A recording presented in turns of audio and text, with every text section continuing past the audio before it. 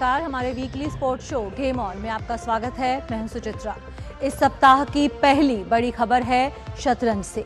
भारतीय grand master R Praggnanandhaa ने Saint Louis rapid and blitz खिताब जीत लिया है। अब उनकी नजर सिंकफील्ड कप पर रहेगी। वहीं दूसरी बड़ी जो खबर है वो है कॉमनवेल्थ खेलों में शानदार प्रदर्शन करने वाले भारतीय खिलाड़ियों की घर वापसी और उनके सम्मान का सिलसिला। शानदार प्रदर्शन किया था खिलाड़ियों ने और लगातार जो उनके सम्मान का सिलसिला है वो जारी है। तीसरी बड़ी खबर क्रिकेट की दुनिया से है। जम्मू कश्मीर के तेज गेंदबाज आकिब नबी को चोटग्रस्त जसप्रीत बुमराह की जगह श्रीलंका के खिलाफ टेस्ट सीरीज के लिए भारतीय टीम में शामिल किया गया है। भारत की टेस्ट टीम में जगह बनाने वाले कश्मीर के वे पहले खिलाड़ी हैं। तो इन सब खबरों पर विस्तार से हम नजर डालेंगे। शुरू करते हैं गेम ऑन।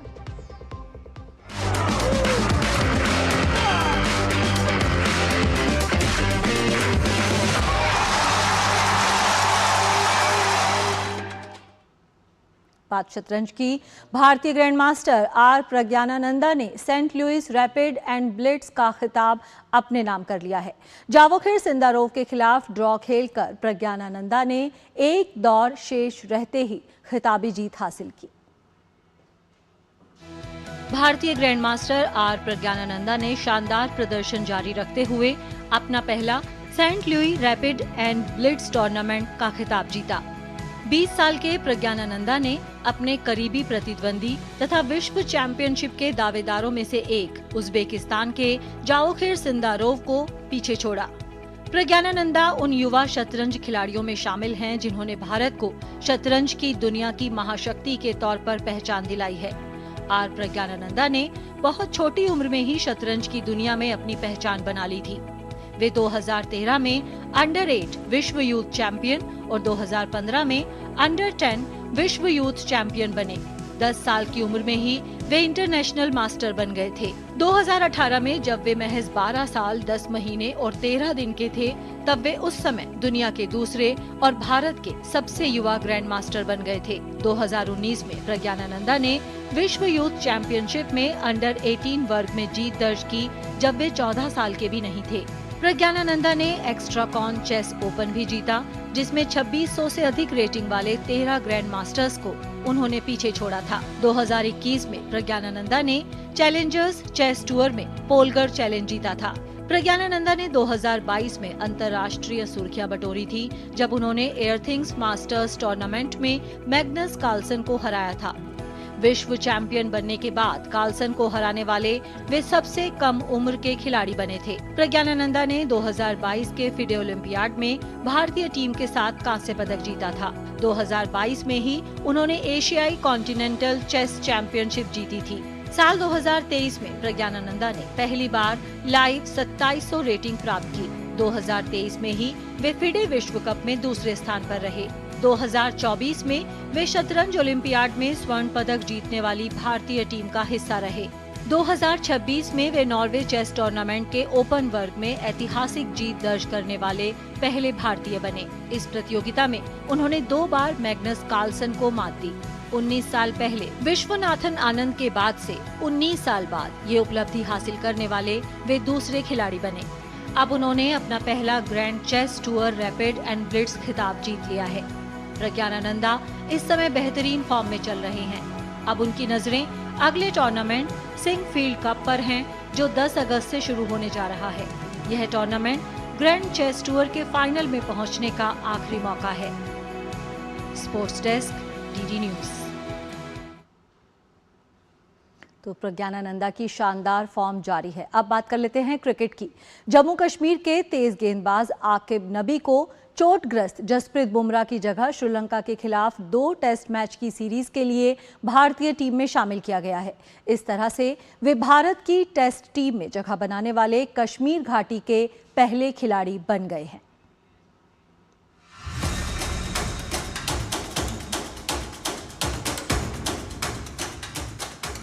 रणजी ट्रॉफी में किया कमाल, अब मिला उसका इनाम। जम्मू कश्मीर के तेज गेंदबाज आकिब नबी को भारतीय टेस्ट टीम में शामिल किया गया है। इस 29 साल के तेज गेंदबाज का सीनियर भारतीय टीम में पहला चयन है। आकिब नबी ने पिछले 2 रणजी ट्रॉफी सीजन में कुल 104 विकेट लिए। 2025-26 सीजन में उन्होंने 60 विकेट चटकाए और जम्मू कश्मीर को पहली बार रणजी ट्रॉफी का खिताब दिलाने में अहम भूमिका भी निभाई। हाल ही में श्रीलंका दौरे पर गई इंडिया ए टीम का भी वो हिस्सा रहे, जहां उन्होंने 2 प्रथम श्रेणी मैचों में 6 विकेट हासिल किए। 2025-26 का सीजन नबी के लिए बेहद शानदार रहा, जहां उन्होंने 8 बार 5 विकेट का हॉल पूरा किया। यही नहीं, नबी ने बल्ले से भी कमाल दिखाया, जहां उन्होंने विजय हजारे ट्रॉफी के एक मुकाबले में हैदराबाद के खिलाफ नाबाद 114 रन की पारी खेली। नबी को अब श्रीलंका में अपने डेब्यू का इंतजार रहने वाला है, जहां अगर वो डेब्यू करने में कामयाब रहे तो रेड बॉल क्रिकेट खेलने वाले वो जम्मू कश्मीर के पहले खिलाड़ी होंगे। Sports desk, DD news. अब बात करते हैं कॉमनवेल्थ खेलों के पदक विजेताओं की। केंद्रीय खेल मंत्री मनसुख मांडविया ने ग्लासगो कॉमनवेल्थ खेलों में शानदार प्रदर्शन करने वाले भारतीय भारोत्तोलकों को सम्मानित किया। ग्लासगो कॉमनवेल्थ खेलों में भारत ने भारोत्तोलन में 11 इवेंट्स में हिस्सा लेते हुए 1 स्वर्ण, 6 रजत और 1 कांस्य पदक अपने नाम किया था। केंद्रीय खेल मंत्री मनसुख मांडविया ने ग्लासगो कॉमनवेल्थ खेलों में शानदार प्रदर्शन करने वाले भारतीय भारोत्तोलकों को अपने निवास पर सम्मानित किया। आपको अभिनंदन करता हूं। आप लोग मेडल विनर बने हैं। आपने आपका परिवार का, देश का गौरव बढ़ाया है। आने वाले दिनों में 2030 का कॉमनवेल्थ भारत में आयोजित होने वाला है। 2036 के ओलंपिक्स के लिए भारत ने बीड करा हुआ है। बहुत इंटरनेशनल टूर्नामेंट आज इंडिया में आयोजित हो रही है। आपने न्यूज़पेपर में पढ़ा होगा, परसों ही भारत की कैबिनेट ने 36,000 करोड़ रुपया स्पोर्ट्स डेवलपमेंट के लिए मंजूर करा है। संसाधन की आपके लिए कोई कमी नहीं रहेगी। आपको खेलने के लिए, खिलने के लिए सरकार की ओर से जो भी करने की आवश्यकता होगी सब करेंगे। ग्लासगो कॉमनवेल्थ खेलों में भारत ने भारोत्तोलन में 1 स्वर्ण, 6 रजत और 1 कांस्य पदक अपने नाम किया। मीराबाई चानू ने भारतीय भारोत्तोलन दल की अगुवाई करते हुए लगातार तीसरी बार कॉमनवेल्थ खेलों में स्वर्ण पदक जीता। सम्मान मिलते हैं ना, ये सबसे ज़्यादा खुशी होते हैं, क्योंकि मेडल हाँ हमारी लाइफ में एक प्लेयर्स है, तो हम जब भी कोई भी कंपटीशन जाते हैं तो हम कुछ न कुछ इंडिया के लिए लेके आने के लिए हम सोचते हैं। पर इससे और ज़्यादा इंडियन वालों ने, इंडिया के जो वर्ष ने इतना प्यार करते हैं ना, ये हमारे लिए बहुत बड़ा अचीवमेंट होते हैं। तो मैं बहुत ज़्यादा खुश हूँ। लगातार मैंने तीसरा ये गोल्ड मेडल इंडिया के लिए दिया है, तो मैं बहुत ज़्यादा खुश हूँ। कई भारतीय भारोत्तोलकों ने इतिहास रचते हुए कॉमनवेल्थ गेम्स रिकॉर्ड बनाए, वहीं अपना सर्वश्रेष्ठ प्रदर्शन भी किया। उनके लिए ये खेल यादगार रहे। इंडिया में आकर अलग ही खुशी हो रही है, क्योंकि इंडिया को ही हमने जब मेडल दिया है तो इंडिया वाले बहुत खुश है और ब्लेसिंग्स दे रहे हैं अपनी। तो सब जगह यही माहौल है, इंडिया ने इतने मेडल जीते, तो वो अलग ही खुशी होती है स्पोर्ट्स पर्सन के लिए कि इंडिया की बात हर जगह चल रही है। सारे का धन्यवाद करना चाहना जी, जिन्हें भी अपने मंत्री साहब ने बहुत वधिया वेलकम, उन्होंने बहुत धन्यवाद करना चाहता जी। इधर कंपटीशन तो वधिया अपना गोल्ड मेडल है जी। हम जिदा वधिया सख्त मेहनत करनी पू हो, अगली बार 2030 गोल्ड लेना। भारोत्तोलन दल के कोच अपने खिलाड़ियों के प्रदर्शन से खुश दिखे और यही संदेश दिया कि वे एशियाई खेलों पर अपना ध्यान केंद्रित करें। अपने बच्चों को मैं ये मैसेज देना चाहूँगा कि ये जो जीत मिली है उन्हें, उससे वो बहुत ज़्यादा खुश ना हो। आगे बहुत लंबी मंजिल है, ओलंपिक का रास्ता तय करना है। बहुत ज़्यादा मेहनत करें और जिनको मेडल नहीं मिला है उनको हार नहीं माननी है। खेल में तो ऐसा हमेशा होता है। मीरा भी पहली बार ओलंपिक्स में, रियो ओलंपिक्स में वॉश आउट हो गई थी। तो ये तो खिलाड़ी की ज़िंदगी है, हार जीत लगी रहती है, लेकिन हार नहीं माननी है, मेहनत और ज़्यादा करनी है और अगले जो कंपटीशन है हमारे उसकी तैयारी करके और मैं अपने आप को साबित करना है मेडल लाके। भारतीय वेटलिफ्टर्स ने ग्लासगो कॉमनवेल्थ खेलों में कुल 11 इवेंट्स में हिस्सा लिया था और इनमें से 8 इवेंट में पदक जीतने में कामयाबी पाई। Suchitra, DD news, Delhi. केंद्रीय युवा कार्यक्रम एवं खेल मंत्री डॉक्टर मनसुख मांडविया ने नई दिल्ली में आयोजित एक समारोह में ग्लासगो राष्ट्रमंडल खेलों में पदक जीतने वाले भारतीय मुक्केबाजी दल को सम्मानित किया। इस दौरान प्रीति पवार, लवलीना बोरगोहेन, जैस्मीन लंबोरिया और साक्षी चौधरी समेत सभी पदक विजेताओं को उनके शानदार प्रदर्शन के लिए सम्मानित किया गया। खिलाड़ियों और उनके कोच से बातचीत के दौरान मुक्केबाजों ने राष्ट्रमंडल खेलों के अपने अनुभव साझा किए और भविष्य के लक्ष्यों के बारे में बताया। उन्होंने खिलाड़ियों को भरोसा दिलाया कि इन प्रतियोगिताओं में पदक जीतने के लक्ष्य को हासिल करने के लिए सरकार और खेल मंत्रालय हर संभव सहयोग प्रदान करेगा। देश की आपसे बहुत ज़्यादा अपेक्षा है। हमें हर बार नए लक्ष्य को तय करना है और ये लक्ष्य को अचीव करने के लिए प्रयास करना है। अभी एशियन गेम्स में हमें गोल्ड लेके ही आना है। सभी को ये जज्बे के साथ अभी तो आपका मॉरल बूस्ट है और डिमोरलाइज होना ही नहीं है। ग्लासगो राष्ट्रमंडल खेलों में 51 किलो भार वर्ग में स्वर्ण पदक जीतने वाली भारतीय मुक्केबाज साक्षी चौधरी ने अपने दमदार प्रदर्शन से सबको प्रभावित किया। डीडी न्यूज के संवाददाता अभिषेक महाजन से खास बातचीत में साक्षी ने अपनी इस जीत, अपने संघर्ष और आगे के लक्ष्यों पर खुलकर बात की। CWG गोल्ड मेडलिस्ट साक्षी चौधरी हमारे साथ हैं। बहुत शुक्रिया हमसे बातचीत करने के लिए। सबसे पहले तो कितनी बड़ी जीत है आपके लिए और कितना सेटिस्फाइंग है? ये मेरे लिए बहुत ही प्राउड मोमेंट है क्योंकि मैं पिछले 14 ईयर्स से बॉक्सिंग की ट्रेनिंग कर रही हूँ, हर दिन मतलब डिसिप्लिन के साथ, डेडिकेशन के साथ। तो आज मुझे फल मिला इस मेहनत का। कॉमनवेल्थ गेम से मैंने गोल्ड मेडल जीता, तो बहुत ही खुशी हो रही है। आपने सारी बाउट्स में साक्षी डोमिनेट किया। सब ये लोग भी बात कर रहे थे कि फर्स्ट राउंड में ही लग रहा था कि साक्षी ये तो जीतने वाली है। तो क्या वजह है ऐसा डोमिनेट करने की तैयारियां? वही, क्योंकि मैंने इतनी मेहनत की है, इतनी मेहनत थी मेरी। ट्रायल्स में मैंने बहुत अच्छा परफॉर्म किया। फिर उसके बाद चेक रिपब्लिक हमारा कंपटीशन हुआ था, उसमें भी मैंने सब बाउट्स जीती और गोल्ड मेडल जीता। तो जो हमारी तैयारी थी वो काफ़ी अच्छी थी। तो मुझे पूरा उम्मीद थी कि मैं शुरू वाले राउंड से ही बाउट को क्लियर करके चलूं। और जो मेरी लास्ट बाउट थी वो रूबी वाइट के साथ थी, इंग्लैंड की बॉक्सर थी वो अभी तक एक मैच भी नहीं हारी थी। तो उसके साथ मेरी फाइनल बाउट थी और वो भी मैंने 5-0 से जीती। तिरंगा जब भारत का ऊपर जा रहा था, वो मोमेंट हमें बताइए। वो जो मोमेंट है वो बार बार नहीं आता, वो उसके बारे में बताइए। वो हम सब एथलीट का सपना होता है कि हम एरिना में हों, हमारा नेशनल एंथम बजे और हमारा तिरंगा टॉप पर जाए। तो वो जो मोमेंट थी उसको मैं शब्दों में बयां नहीं कर पाऊंगी। मतलब इतनी स्पेशल मोमेंट होती है हमारे लिए। मतलब हम अपने इमोशंस को कंट्रोल करके रखते हैं उस टाइम पे। कैमरामैन मोहित विके के साथ अभिषेक महाजन, डीडी न्यूज़, दिल्ली। यहाँ पर लेते हैं छोटा सा ब्रेक, देखते रहिए गेम ऑन।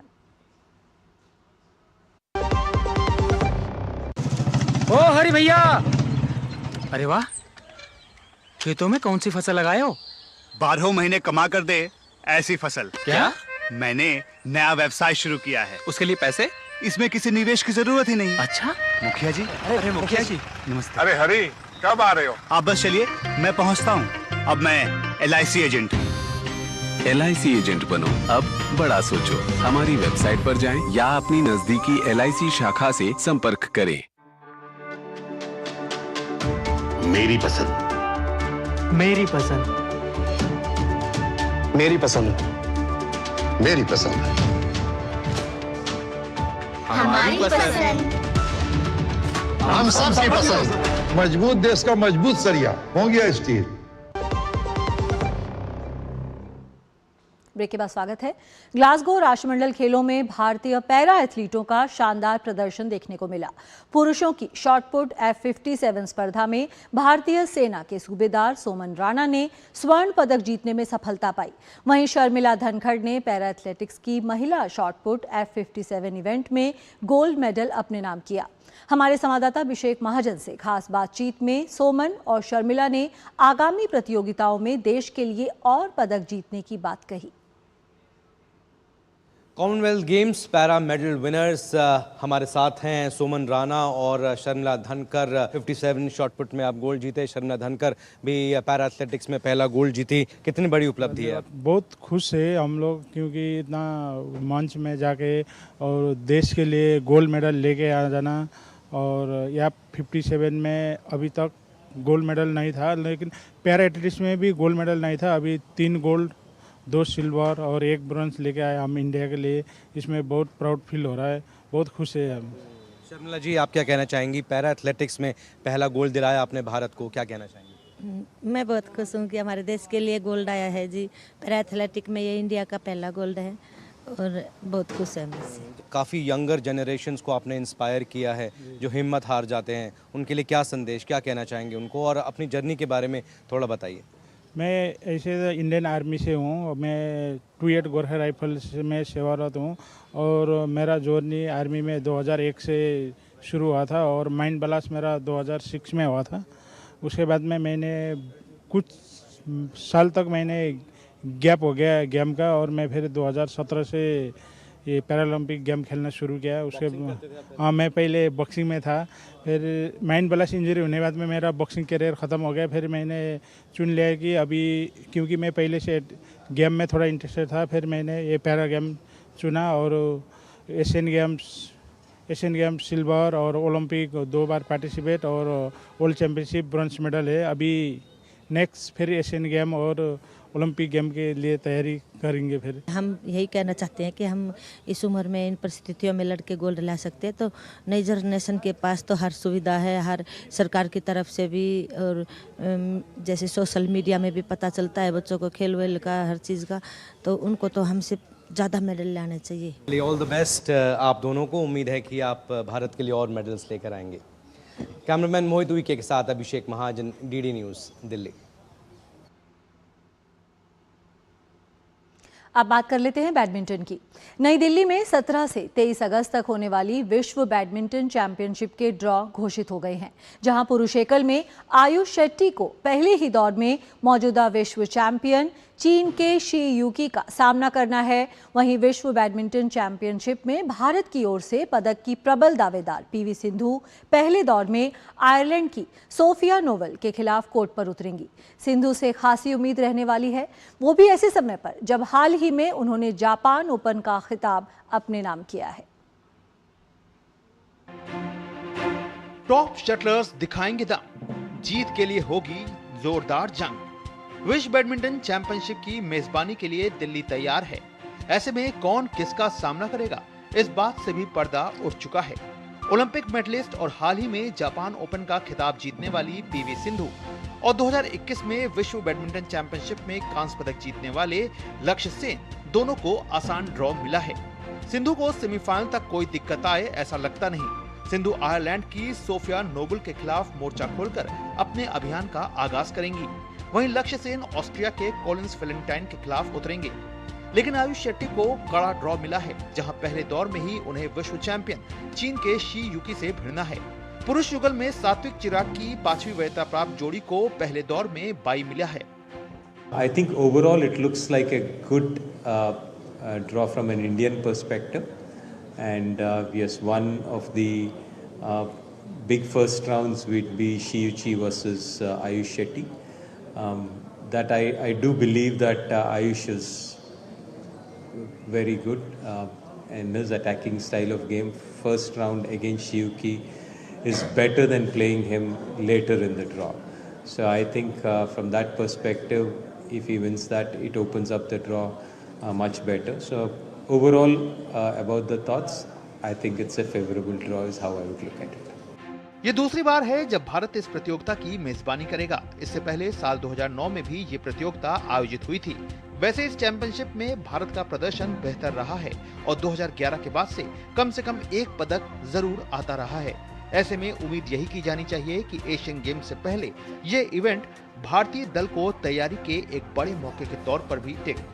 ऐसे में उम्मीद यही की जानी चाहिए कि एशियन गेम्स से पहले ये इवेंट भारतीय दल को अपनी तैयारी को परखने का एक और बड़ा मौका देगा। Gaurav Kumar, DD news, Delhi. विश्व बैडमिंटन चैंपियनशिप के लिए भारतीय दल पूरी तरह से तैयार है। विश्व चैंपियनशिप की देश में वापसी 17 साल के बाद हो रही है। ऐसे में भारत का परफॉर्मेंस इस प्रतियोगिता में किस स्तर का रहने वाला है और यह प्रतियोगिता किन मायनों में एशियन गेम्स की तैयारी के बड़े मंच के तौर पर सामने होगी, इस सब पर भारतीय बैडमिंटन टीम के कोच पुलेला गोपीचंद से खास बात की हमारे संवाददाता गौरव कुमार ने। विश्व बैडमिंटन चैंपियनशिप के लिए ड्रॉ सामने आ चुके हैं और इस वक्त हमारे साथ भारतीय बैडमिंटन टीम के चीफ कोच पुलेला गोपीचंद हैं। पुलेला जी, अपने ही देश में एक वर्ल्ड बैडमिंटन चैंपियनशिप की बहुत लंबे समय बाद वापसी हो रही है, तो सबसे पहला सवाल कि 2009 में हुई थी और अब हो रही है, कितना बड़ा एक फ़र्क जो है वो आप पाते हैं? आई थिंक ओवरऑल अपना देश एक स्पोर्टिंग नेशन की तौर से देखेंगे तो काफ़ी बड़ा है और बैडमिंटन की ओर से भी देखेंगे तो तब हमने कभी वर्ल्ड चैम्पियनशिप में 2009 में मेडल नहीं जीता था, पर उसके बाद करीब हर एडिशन ऑफ वर्ल्ड चैम्पियनशिप में हम मेडल जीते हैं।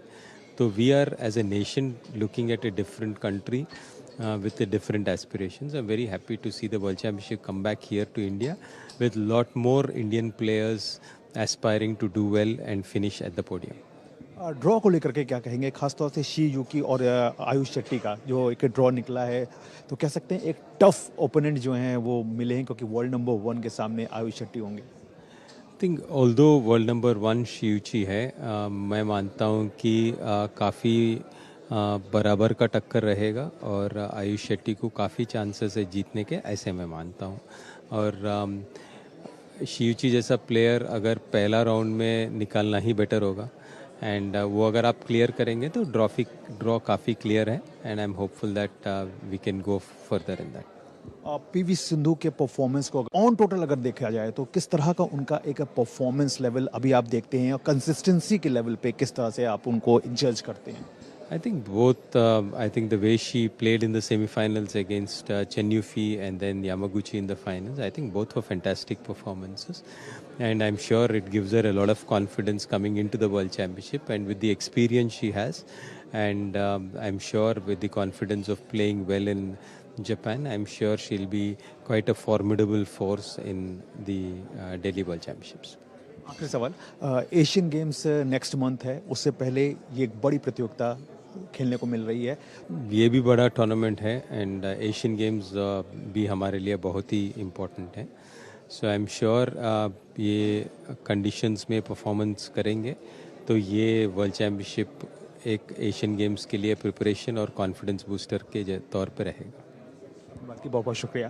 तो ज़ाहिर तौर पर एक कॉन्फिडेंस बूस्टर के तौर पर रहेगा, ये मानना है पुलेला गोपीचंद का, लेकिन इसके साथ ही साथ वो ये भी मानते हैं और इस बात को भी सामने रखते हैं कि हर चैंपियनशिप की जो अपनी इम्पोर्टेंस होती है और समय के साथ इसमें लगातार सुधार जो है वो देखने को मिलता रहता है। कैमरामैन आशीष के साथ मैं गौरव कुमार, DD न्यूज़, दिल्ली।